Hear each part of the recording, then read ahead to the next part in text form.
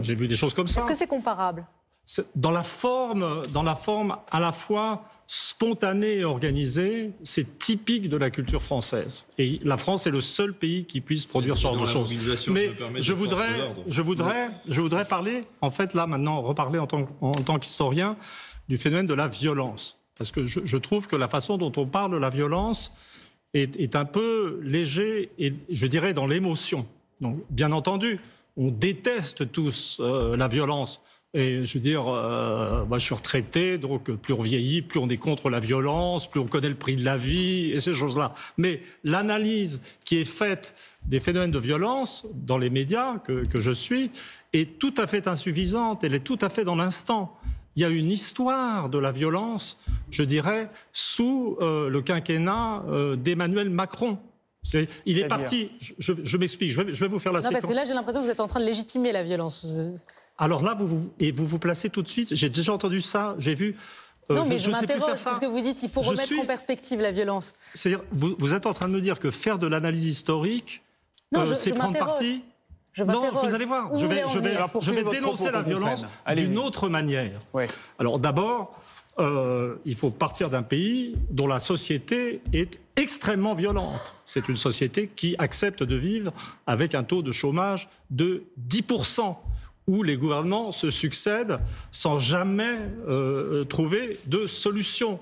On a eu un petit moment de paix avec Macron. C'est la phase que j'appelle le macro-jeunisme, si on peut dire, où on attendait des choses extraordinaires de son arrivée au pouvoir, et où les choses semblaient bien se passer. Mais déjà dans cette période, on sentait chez ce président un certain plaisir un peu vicieux à aller humilier les gens ordinaires sur le terrain, les gens qu'il dominait culturellement, en fait. Il y avait quelque chose déjà de violent. Et puis ensuite, il y a eu l'affaire Benalla. Et Benalla, pour moi, c'était un choc. C'était comme si on voyait la violence sortir, pas simplement de l'Élysée, mais du cerveau du président. Vous voyez, il y a quelque chose, je dirais, de cet ordre. Et j'en viens maintenant à l'analyse de la situation actuelle. Je veux dire, ce qui est violent, et évidemment, c'est insupportable, je dirais, de voir toutes ces vitrines démolies, ces voitures défoncées. Mais qu'est-ce que c'est à côté de la violence qui consiste à mettre des gens hors d'état de vivre, des familles hors d'état de vivre, en leur augmentant le prix des produits de première nécessité? C'est une violence absolument incroyable. Et j'irai plus loin maintenant, et je passe dans la phase, je dirais, vraiment sinistre de mon analyse. Ah oui, parce que là, c'est... Oui, voilà. Et je vais vous dire, l'une des choses qui m'inquiète dans la situation actuelle, c'est que tout le monde a l'air de dire, et alors là, ça vaut pour la France insoumise et tous les gens optimistes, du genre, au fond, Macron est bien embêté, le gouvernement est bien embêté, tout lui pète à la figure, etc. Bon, il est clair qu'au début, les choses sont arrivées par maladresse, par incompréhension, etc. Mais au stade actuel, il me semble qu'on est tout à fait dans autre chose. On est dans une stratégie délibérée de provocation gouvernementale. Le fait de refuser...